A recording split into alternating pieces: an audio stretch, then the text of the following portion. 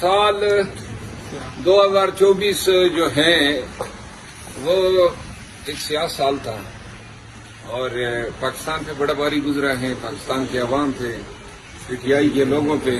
یہ سال جو ہے اپنے ساتھ بہت ساری ویرانیاں، تباہیاں لے آیا۔ پاکستان میں قانون کی حکمرانی جو ہے اس کی بیخکنی ہوئی، عدل و انصاف کے برج اور مینار گرائے گئے، عدلیہ کو تقسیم کیا گیا اور اب جو ہے عدلیہ کی آزادی یہ نام نہاد 26ویں آئینی ترمیم کے نتیجے میں 21 فارینہ بن چکی ہے۔ پاکستان کے عوام جو ہیں رل گئے، قتل ہوئے، مارے گئے، اغوا ہوئے، مار پیٹ ہوئی، یہ سب کچھ 2024 میں ہوا۔ سلام۔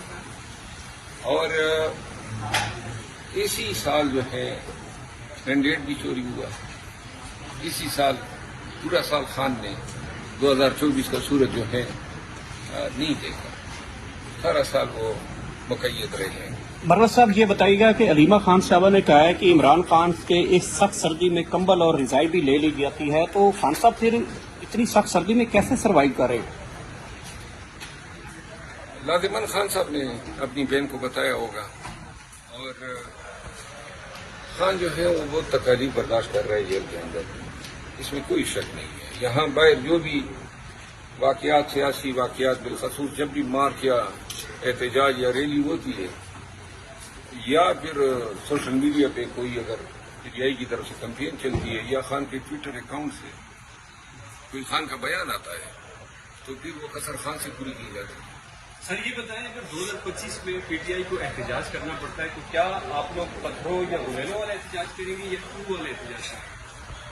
پتھروں کو لے لو یا او والا احتجاج۔ ہاں، یہ او والی بات تو شہباز شریف صاحب نے ہمیں نہیں سمجھا دی ہے۔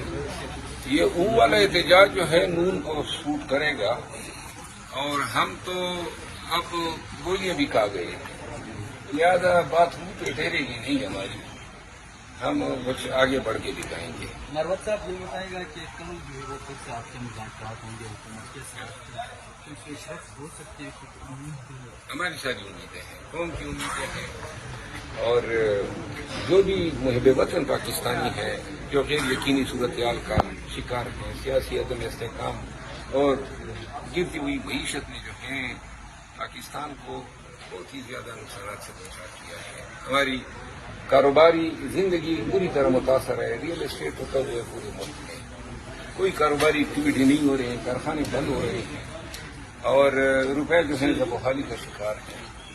ایسی صورت میں جو ہے ہم سب نے مل کے سوچنا ہوگا کہ کیا ہم نے دنیاوی یا سیاسی مقاصد کے حصول کے لیے پاکستان کے تمام مفادات کو داؤ پہ لگانا ہے، اور اس کا حل واحد یہی ہے کہ پوری اخلاص کے ساتھ، میں ریپیٹ کرتا ہوں، اخلاص شخص جب یہ فریقین ٹیبل پہ بیٹھے تو یہ اخلاص ہو کہ ہم نے پاکستان کا سوچ کے اس مذاکرات کو آگے بڑھانا ہے، اور میرا خیال نہیں ہے کہ اسٹیبلشمنٹ یا دیگر لوگ جو ہیں وہ بھی ایسی صورت میں جو ہے شاید مزید گرمی کا مظاہرہ کریں۔ مروت صاحب یہ بتائیے گا، خان صاحب کی رہائی متوقع ہے مذاکرات سے؟ میں تو یہ دیکھ رہا ہوں کہ خان صاحب انشاءاللہ یہ عید الفطر جو ہے وہ آزاد رہ کے سیلیبریٹ کریں گے۔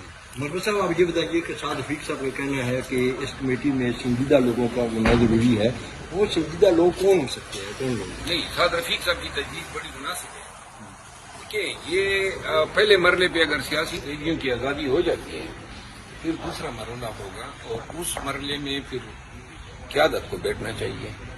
تو سر اس کمیٹی کا حصہ آپ کیوں نہیں بنے؟